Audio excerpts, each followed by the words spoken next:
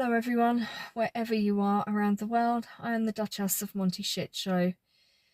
It's coming up to midnight on Thursday the 8th of September 2022 here in Sussex, England. And today has been a day that we hoped would never happen. We woke up this morning comfortable in the knowledge that our great nation was being led, as always, by Her Gracious Majesty, Her Royal Highness Queen Elizabeth II. We woke up, we went about our daily business, none the wiser. Little did we know that by the end of the day, we would have a new monarch at the helm, King Charles III and his wife Camilla, Queen Consort. It's the absolute end of an era. I can't imagine a life without the Queen. She's been the one constant in many of our lives. I've never known another monarch other than the Queen. Prime ministers have come and gone in my lifetime. Pop stars even have come and gone in my lifetime. But the Queen, through good and through bad, when Diana died, we looked to her for guidance. Through the pandemic, we looked to her for inspiration and for hope. And she never once let us down. She made a promise in her early 20s. She made a promise to us that her life, be it long or short, she would devote her entire life to her country, the Commonwealth, and to her God. And my God, she kept that promise. She was an absolutely formidable woman, fearless, selfless, with such a dedication to duty and to others. And we will never see anyone else like her in our lifetime again. As you can imagine, the British people, the Commonwealth and beyond, we are in immense mourning right now. We are grieving, we are heartbroken. There's also an air of anger, disbelief, as you can expect when you lose someone that you had so much respect for.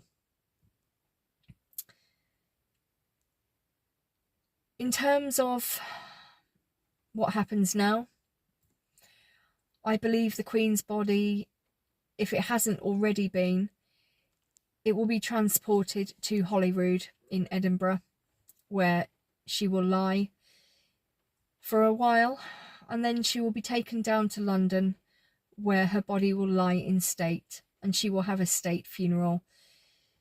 I believe the arrangements and the final arrangements are being worked on tirelessly behind the scenes as we speak. As soon as I get confirmation of what is happening and when, I will let you know. I'm sure there will be live streams all over YouTube and the internet, and you can watch things as they happen. I believe tomorrow King Charles, nearly called him Prince Charles, King Charles will travel to London tomorrow. He's staying in Balmoral this evening. He will travel to London tomorrow to St James's Palace, where he will be officially announced as our next sovereign.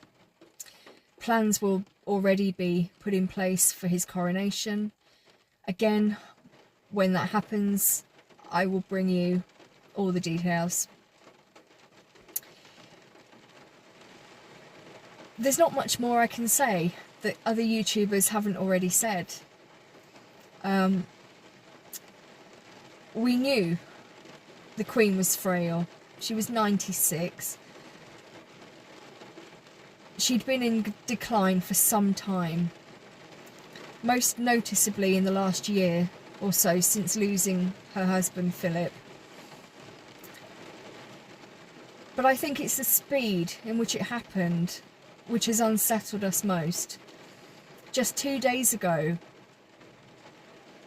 photos emerged of the Queen meeting our new Prime Minister, Liz Truss, up at Balmoral.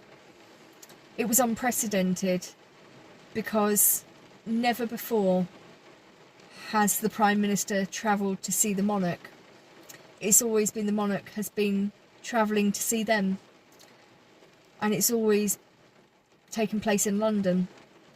So this was unprecedented. But just 2 days ago, photos emerged of the Queen smiling broadly as she ever did.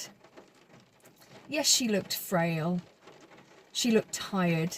There was a big bruise on her hand, which I suspect had been caused by a cannula or some form of medical intervention. There was no indication, or to me at least, that just 48 hours later she would be gone. Our thoughts now must turn to the royal family. We've lost a leader, but they have lost a mother, grandmother, great-grandmother. And they still have to go on with their royal duties, despite their immense grief. I can't imagine how difficult that is and how it will continue to be for some time. Everything now, life as we've known it, it will never be the same again. From now on, we have to get used to saying, "Long live the King, God save the King." Our national anthem will change. Our currency will change. Our stamps will change. Our post boxes even will change.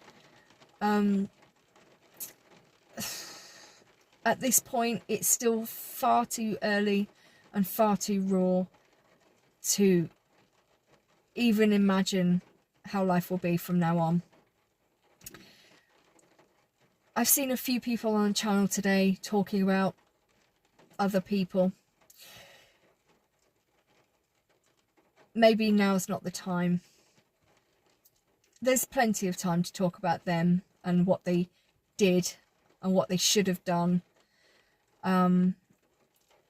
However, I would urge you to be respectful. I know a certain gentleman, grandson of the Queen, I know he's not our favourite person at the moment. That's an understatement. However, I would urge you to bear in mind he has lost his grandmother. He did not get there to say goodbye before she passed away. Please bear that in mind. If you make any comments about him, please just bear that in mind. Today marks the end of an era. The Queen was the longest serving monarch in British history. She reigned for 70 years, 214 days. For someone who was not born to be Queen, that is a phenomenal achievement.